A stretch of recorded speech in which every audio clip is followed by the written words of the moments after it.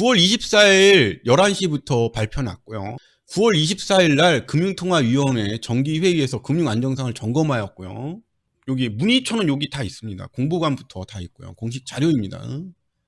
자꾸만 와서 이제는 이게 다 한국은행이나 제 자료는 한국은행 특히 국제금융센터 금융감독원 금융위원회 KDI 자료를 기초로 합니다. 자, 금융안정지수가 정말 많이 떨어졌는데요. 올랐다 확 떨어졌는데 지금 신용시장 확대가 낮은 연체율의 대출 폭등으로 지금 올라가고 있습니다.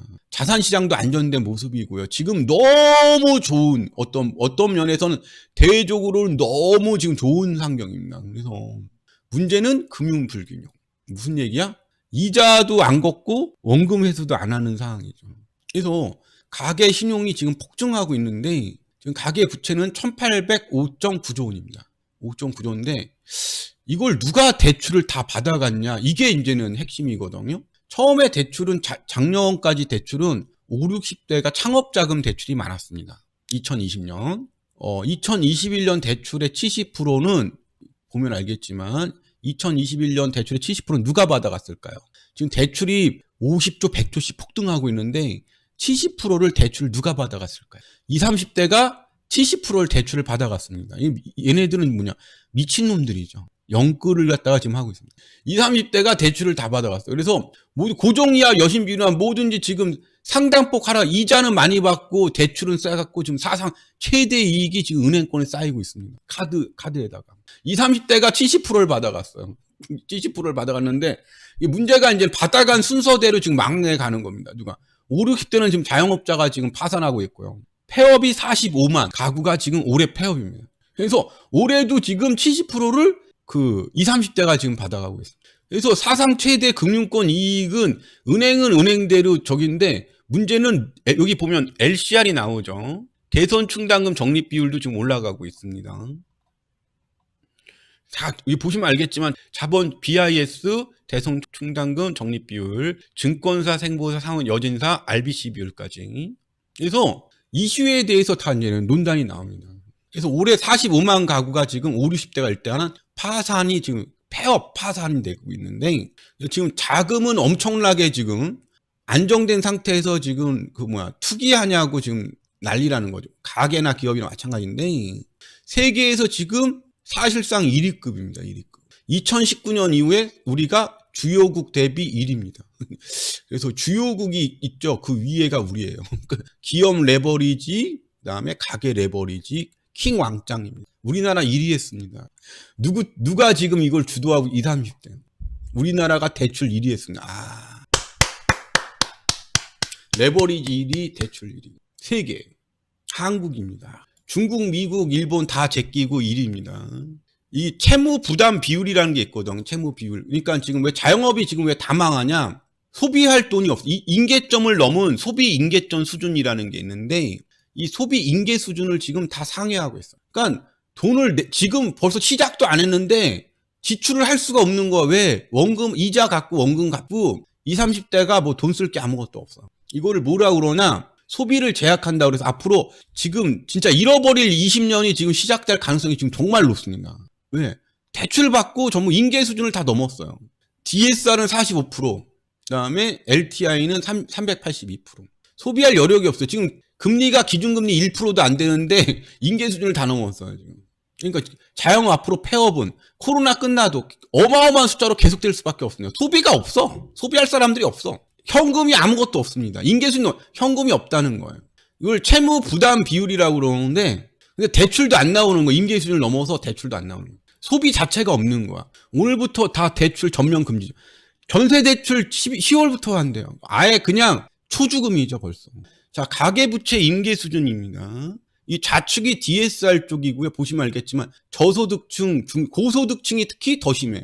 우리나라 지금 저중고인데요. 임계 수준이 지금 왜 지금 더 재앙이냐 그러면 고소득층일수록 임계 수준이 심각합니다. 고소득층, 중소득, 저소득층. 이번엔 누가 망하는 거야?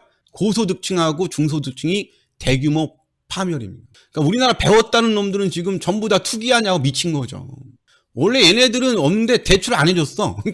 이거 중산층, 중소득층이 그냥 타켓입니다, 지금. 그냥 거지 새끼, 월급만 많지 거지 새끼들이에요, 그냥. 내가 지금 변호사인데, 아니면 내가 뭐 세무사인데, 내가 대기업 다니는데 거지 새끼입니다. 거지 새끼입니다, 그냥. 월급 많이 받고 소득 많을수록 거지 새끼예요, 지금. 대부분 거지 새끼입니다. 대출로 주식 투자, 뭐 하여튼 할 수 있는 투기는 다 한 것 같아요, 지금 보니까. 뭐 지금 뭐 선생님이 지랄이니 다 투기 대열의 동창 교수니. 개털이에요, 개털. 예. 돈 좀 있겠지. 사실은 없습니다. 개털입니다. 그 다음에 중소득층, 그 다음에 중산층, 중소득층. 그러니까 이번에 나올 이번에 나올 물건들을 보시면 알겠지만, 에스프레소 기계니, 예술품이니, 압력품이니, 주택이니, 뭐니, 지금 폐업 해갖고 나온 거 봤죠? 마찬가지로 이 사람들 망해서 앞으로 몇 년 후에 나올 물건들이나 저기가 정말 괜찮을 거라고 지금 추정이 되고 있습니다. 뭐 5도 2촌이니 이래갖고 세컨드 하우스니 많잖아요, 얘네들 지금까지 미친 짓 한 거. 자동차니 주택이니 압류 경매에 당할 물건들은 지금 쌓여 있습니다. 시계니 목걸이니 그냥 얘네들 갖고 있는 거 다 헐값으로 다 나올 가능성이 높습니다. 현금이 없어요, 고소득층. 그러니까 중산층 고소득층인데 고중 이렇게 하는데 현금이 없어. 지금 폐업 쓰나미하고 똑같은 현상이 나올 가능성은 무지하게 높습니다. 저번에는 중저소득층 파멸이었는데 고중산층 파멸이기 때문에 이번에는 정말 맛있습니다. 그냥 이번에는 그냥 끝이에요. 그냥. 나 유학 갔다 와서 대기업 다 끝났습니다. 그 인생 끝났습니다. 거지 새끼입니다. 의사인데 이번에 참 거지 새끼입니다. 투기했다 그러면 거지 새끼입니다. 그냥 돈이 없어요. 그냥 보면 알겠지만 거지 새끼예요. 그냥. 다는 아니고 50%가. 다는 아니고 49.7%가 거지. 전문직, 고소득 전문직, 뭐 공기업 이런데 2명 중 1명이 거지 새끼란 얘기. 그냥 거지 새끼들이에요. 그냥. 원금상환, 일시상환 들어가기 시작하면은 주위 친구들한테 대기업 친구들, 나 돈 좀 빌려줘, 잠깐이면. 2명 중 1명이 전문직 거지 새끼입니다. 2명 중에 1명 거지 새끼입니다. 거지 새끼. 나 돈 좀 빌려주면 안 될까? 나 선생님인데 교수인데 돈 좀 빌려주면 안 될까? 안 빌려. 은행에서도 지금 신용대출 마이너스 통장 50% 지금 일시상환으로 들어갔습니다. 지금 이 거지 새끼들한테 뭐가 들어왔어? 일시상환 명령이 들어왔습니다. 마통, 신용카드, 내운영까지 50% 상환해야 돼요. 이번에 나올 물량이 맛있습니다. 고중산층 뭐 알죠? 외제차 뭐 하는 거. 남들 우리나라 허세나 자랑문화. 헬프 이번에는 이자 상승에다 원금 상환. 남들보다 지기 싫어해갖고 우리나라 또 학교 경쟁 교육 받아갖고 남들보다 지기 싫어하는 거 알지? 그럼 뭐 했겠어? 인성 쓰레기에다가 내가 1등이다. 1등병 환자 애들 지금 이번에 대규모 그냥 이거야. 이번에 우리나라 기득권 재벌이나 기득권 받지 박상도나 전부 다 국회의원들 다 허영병에 걸려 들어간 거야. 학교 다닐 때 1, 2등 했는데 대기업 다니는데 이번에 끝이야. 경매 신용불량 경매야. 그 앞에 뭐 과장님이고 뭐 어디 집사 때 투기했대 집값 올랐대. 이번에 와이프하고 그냥 신용불량자야. 왜? 지기 싫어해갖고. 우리나라 그거 내 방식대로 살면은 좀 특이한가 봐 미친놈이야 막 이런 그게 잘 사는 거예요. 내가 이번에 세컨드 하우스가 불업지록 남한테 하고 SNS 올리는데 거지 새끼 연놈들이에요. 거지 연놈들이에요. 언제 망할지 몰라. 비참하다고. 지방도 똑같아요 지금. 2억 빌 수 있대. 빨리빨리 해야지. 세컨드 하우스도 있어야지. 전세시장 아직 그게 아니고 그거 전세시장 역전세 대란이 일어납니다. 이른바 깡통주택 대란이 일어나는데 내년쯤에 일어날 가능성이 높아요. 깡통주택 대란. 소송 대란이야. 그래서 이 소송 때문에 표준 임대료 얘기도 좀 그럴 거예요. 왜? 올라가는 게 아니고 내려가요. 조만간에. 내가 알기로는. 그래서 표준 임대료 문제가 아니고 깡통주택 문제가 대두가 됩니다. 그래서 올라갈 때 얘기죠. 앞으로 아비규환 아니에요. 깡통주택 때문에. 자기 집값 떨어질 거 알고 팔고 싶은데 누구한테 팔겠어요. 어거지로 압박하고 그러려면. 전세자. 너 네가 안 사면은 전세 경매 들어갈 건데 알아서 해. 이거 깡통주택. 근데 문제가 있지. 나도 모르게 왜 보증회사에다가 보험을 들으셨어요. 씨발 내가 들던 말도 세입자 떠넘기기 게임 들어갑니다. 악마에. 근데 다들 전세 보증 들기 시작했으니까. 집값보다 전세값이 더 비싸니까 앞으로. 나 다시 얘기할게. 실제로는 집값보다 지금 전세값이 더 높은 겁니다. 까놓고 말씀드려요. 지금 환상이에요. 지금 앞으로 난리 나는 거. 집값보다 전세값이 더 높아. 실질은. 사실은 집값보다 전세값이 더 높아. 이걸 알게 되는 순간 어떻게? 전세자 보고 사라 그러지. 근데 살까 안 살까? 안 사지. 그럼 강제로 넘기려면 공갈협박하는 거지. 경매 들어간다고. 그런데 뭐가 있어? 전세보증보험이 있는데. 허그 파산하면 저번에도 2조 원 메꿨는데 국토교통부에서 이번에는 한 5조 원 메꿀 거로 봅니다. 저는. 허그가 답이 없어. 저는 전세보증하고 임차권 알아서 하고 전 나갑니다. 안녕히 계세요. 무조건 보증보험, 전세보증보험. 오르던 지랄이 지금 집값보다 전세값이 더 높습니다. 사실상으로는. 금매들 나온 거 보세요. 전세값이 더 높아요. 그러니까 난리 나는 거지. 뭐 갭투기꾼들 뭐 하겠어요. 사기치려고 공갈협박하고 사기치려고 살려고 발버둥칠 건데. 근데 다들 전세보증이 있어요. 보증보험. 그거는 보증회사하고 알아. 저는 나갑니다. 나가면 어떡하라는 얘기예요. 못 돌려줘요. 저는 보증회사에 돈 받았어요. 안녕히 계세요. 나는 그러면 보증회사 압류 들어올 텐데 모르죠. 보증보험 들어가면 미치는 거죠. 보증보험 회사는 얄짜 없어요. 바로 압류 들어오는데 일단 월급도 압류 들어갑니다. 월급도. 제일 큰 게 월급 압류예요. 신용불량 이런 것도 중요하지만 회사 대외적으로 월급 압류 들어오잖아요. 회사에서 끝난 겁니다. 인계수준 초과는 과거에 비해 리만 때보다 리만 수준으로 가고 있어요. 리만 수준. 자, 지금 2014년이에요. LTI 수준. 이때 170이었습니다. DSR 수준입니다. 차주 비중. 다 뭐야? 부동산 담보대출입니다. 1800조 대부분. 그럼 바로 인계 수준에 충족하기 위해 올해 상환해야 되는 돈이 얼마냐? 36조 원, 72조 원 올해 상환해야 됩니다. 이거 상환해야 돼요. 인계 수준 넘어간 거는. 그러니까 인계 수준이 넘어가면 무조건 원금 상환을 해야 됩니다. 원금 상환 올해 넘어가야 될 돈이 얼마냐? 전체 대출의 2.0에서 4.0입니다. 이거 은행에서 통지들 갈 거예요. 인계 수준 넘어가신 분들, 차주들. 최소한 36조에 72조 원금 갚으셔야 됩니다. 언제부터냐? 2021년입니다. 왜? 아니면 은행에서 이거 대손충당금 써야 되니까. 네, 시작되는 거죠. 맨 처음에 2.0에 4.0 경고 들어간 거죠. 이제는 이거는 갚아야 돼요. 갚으셔야지. 얼마? 70조 원 정도. 자, 기업 부채, 인계 부채 비율이라고 그러는데 기업도 외관 기업이 22,688개사 중에 평균 부채 비율은 91%. 인계 수준을 초과하는 기업 부채는 자본 장식을 포함한 인계 수준 망한 거죠. 사실은 인계 수준이라는 거는 얼마냐? 30%입니다. 30%. 3분의 1은 거의 자본 장식 상태입니다. 2014년보다는 양호한 편이래요. 70조 갚아야 돼 올해부터. 네, 초과 기업 비중이고요. 부채 비율은 개선한다는데 이거 지금 유예시켜준 거라 어떻게 터질지는 지금 모르죠. 자, 금리 인상이 가계 기업 금융 부분에 미치는 영향. 자, 여기서 50 버퍼로 나눴습니다. 추가 인상 하겠다는 거죠, 올해 안에. 그래서 올해 이자만 2.9조 원에서 5.8조 원 정도, 한 6조 원 정도 이자 올라간대요. 그래서 1인당 얼마 부담하냐? 지금 이자만 271만 원 부담하고 있는데 286만 원으로, 아니면 최대 10% 301만 원까지 증가한답니다. 다시 말씀드리겠습니다. 2020년 271만 원인데 얼마? 1%밖에 안 올라가는데 생각보다 파장이 큽니다. 얼마? 301만 원으로 증가합니다. 10% 이자가 올라간다고요. 실질적으로. 다시 말씀드리겠습니다. 금리 0.5% 올라가는데 연간 이자 부담이 271만 원에서 301만 원으로 10% 평균적으로 올라갑니다. 이건 그러니까 대출이 있건 없건 똑같이 나누는 구조입니다.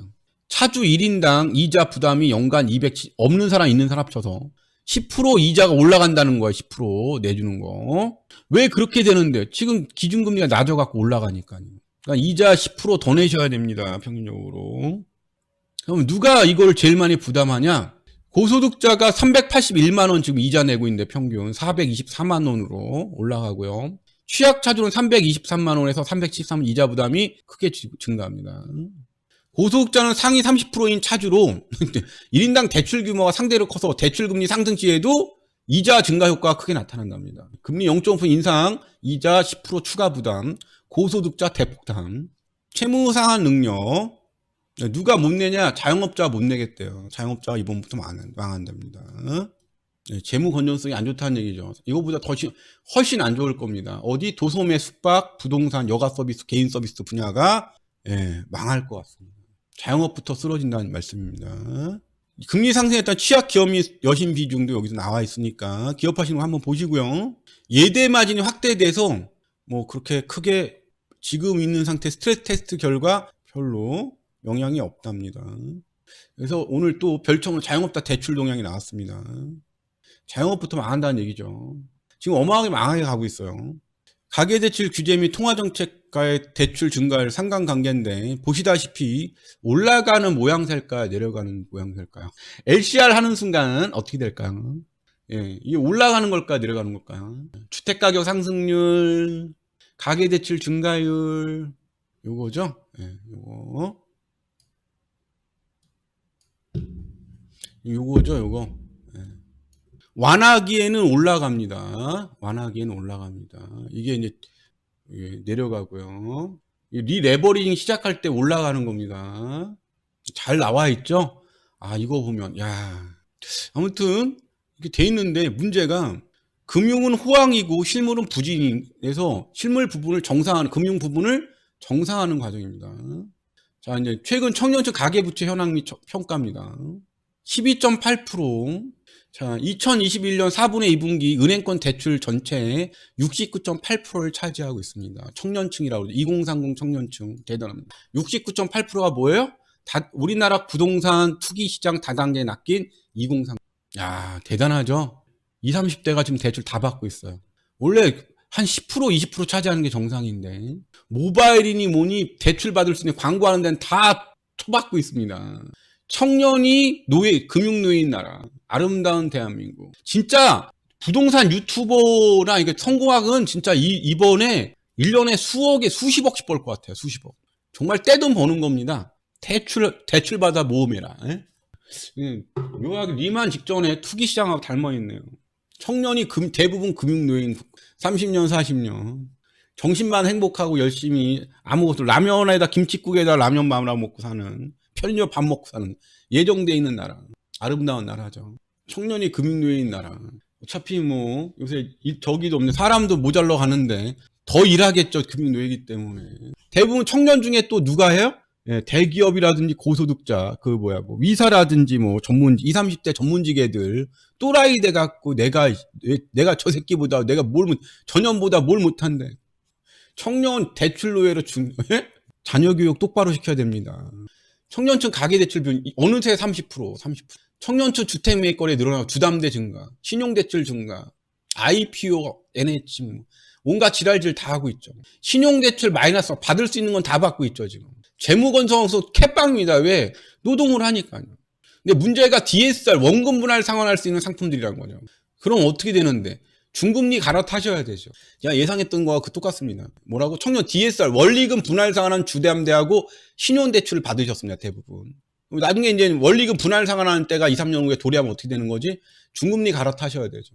그럼 어떻게 아빠 퇴직금 좀 갚아주면 안 돼? 알지?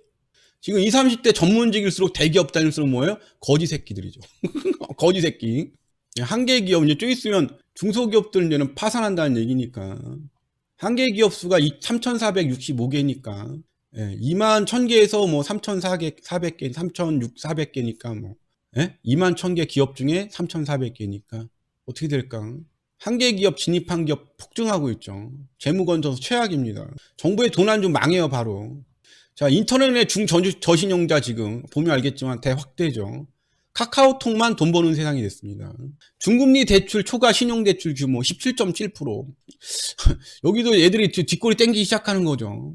전부 다 뭐야? 중금리 대출 10%대, 12%대. 금리가 쌉니다. 12%예요. 중금리 대출 범위 초과 신용대출 규모 17조, 7조. 순서가 나와 있죠. 순서가 나와 있죠. 중금리 대출로 나와 있죠. 서서히 갈아타기. 중저신용자 신용대출 경쟁 엄청나죠. 지금. 왜? 신용대출 비중 폭등합니다. 모바일 대출 폭증 중에 있습니다. 야, 이거 뭐 거의 뭐 12조 원에 2017년 12조 원인데 지금 2021년 6월 때 44조 원까지 대폭증이 신용대출. 대폭증이에요. 대폭증. 근데 문제가 신용초과 비율이 지금 40%에 육박하고 있습니다. 40%. 카드로 망한다는 얘기, 쉽게 얘기해. 카드로 망한다는 얘기입니다. 카드론 위험하다는 얘기야. 피트피트 그렇고. 근데 진짜 핵폭탄이 어디야? 아, 여기도 그렇지만 저축은행이지. 왜 지금 리만하고 똑같은 거지? 저축은행 대출이 지금 엄청 폭발적으로 증가하고 있어요. 그래서 지금 막 임직원들 월급도 지금 장난이 아니에요. 그러니까 대출 증가율이 얼마냐? 은행이 9%인데 저축은행이 27.1%예요. 무슨 대출? 가계 대출만 해줘갖고 그런 거냐? 아니에요. 가계 신용대출, 중금리죠. 10% 이상 중금리. 중소기업 대출, 개인 사업자 대출, 부실로 전이될 수 있는 대출은 다 해주고 있습니다. 어디서? 리만 때하고 똑같죠. 10% 이상이니까 다 해주고 있어요. 특히 뭘 갖다가 지금 마지막에 뭘 하고 있지? PF 대출을 해주고 있습니다. 관련 PF 부동산 관련 대출 빠르게 증가하고 있습니다. 어느 때 생각나죠? 리먼 때 저축은행 사태하고 지금 똑같이 닮아가고 있죠. 대출이 몇 프로 증가? 27.9% 증가합니다. 야, 역사상 사상 최대입니다. 언제 그랬어요? 리만 직전에 그랬죠. 리만 때. 2005년부터 2011년 동안에 난리였죠. 그때 스위스 저축은행이 금리 7%였습니다. 금리 7%. 2011년 망하기 직전에 PF 대출을 9월에 8.8조 원 해줬습니다. 8.8조 했는데 지금 6월 말 저축은행 PF 잔액이 7.8조 원입니다. 이야, 거의 유사하죠. 이거 왜 얘기했겠어요? 아, 리먼하고 닮아간다는 뉘앙스죠. 저축은행 유예 끝나면 알만하죠. 아니 그렇게 막 건전성 관리했는데도 PF 잔액이 얼마야? 7.8조 원입니다. 2011년에 그 리만 터진다 저축은행 줄 부도 났을 때 그때하고 유사하게 닮아가고 있죠 지금. PF 하면 알지? 할인 분양 할 때 그 직전하고 유사한 모습이죠. 부동산 아파트도 지금 뭐 무슨 얘기지? 내가 더 이상 얘기를 안 하겠습니다. 여기 지금 맨 마지막이 이겁니다. 그래서 더 이상 지금 저소득층도 빠르게 증가하고 있죠. 카드로 지금 받을 거 다 받았다는 거죠. 주택 가격이 PF 대출 나오죠. 이제 답이 나오는 거죠. PF 하니까 무슨 기억이 나지? PF 하니까 무슨 기억이 나지? 금리 모바일 쉽게 대출 모바일로 이거 어느 때하고 지금 유사하게 닮아가고 있죠. 우리나라 그때 어느 때 터지기 직전 어디 때하고 거의 유사하게 닮아가고 있죠. 예, 리먼 사태 직전하고 리먼 사태 지난 다음에 연일 부도날 때 그러니까 리먼 사태 끝나고 리먼 2008년에 터졌는데 3년 동안 줄줄이 부도날 때하고 비슷하게 닮아가고 있습니다. 한국판 리먼 사태 그때 2008년 이후에 2009년, 2010년, 2011년, 12년 악몽의 4년이었죠. 그때하고 닮아가고 있죠. 근데 이제 리먼 사태 전에도 얼마나 좋았어요. 건전하고 연체율도 없고 대출 증가하고 똑같죠. 어느 때부터 리만 때 벌어졌던 리만 때 아비 교환하고 지금 모든 그래프나 전망 대출 받는 구조가 똑같습니다. 물론 낮은 연체율의 대출 폭증 똑같습니다. PF 대출까지 다. 이번에 다른 거는 그때는 중금리 받겠다가 중저신용자인데 이번에는 고신용자 대출 폭증이에요. 고신용자. 이번에 그때 리만 때보다 더 제주도 사태 보면 알겠지만은 그 그림 같은 땅이나 집이 지금 연쇄 쏟아지고 있습니다. 다 망해가. 지금 경매 대란 중에 제주도 맛있죠. 지금 제주도 엄청 맛있습니다. 제주도 뭐 타운하우스 1억이야. 타운하우스 1억. 언제? 지금. 땅이고 뭐고 안에 그림 같은 땅들 막 나오는데 뭐 5천만 원 1억밖에 안 해요. 와, 제주도야. 지금 제주도 사태 알지? 왜 거기 고소득 중산층 망해갖고 나오는 거죠. 고소득 중산층 파멸이 제일 맛있어요. 고소득층이나 옛날보다 더 오래 버틸 가능성도 있겠죠. 결과는 정해져 있는 거죠. 이번에 들어갔던 사람들, 지옥인데 안 들어간 사람들한테는 조상님이 돌봐주고 계신 거죠. 이번에 안 들어가면 바보로 취급했는데 그때 투기사하고 너무 똑같죠. 그때는 카페나 그 언론에서 했는데 39살 먹은 그분이 39, 100억 부자 막 이래갖고 나와갖고 왜 투기를 안 하십니까? 바젤 3 체제 앞으로 기본이 30년 간다고 얘기 나오고 있어요. 제가.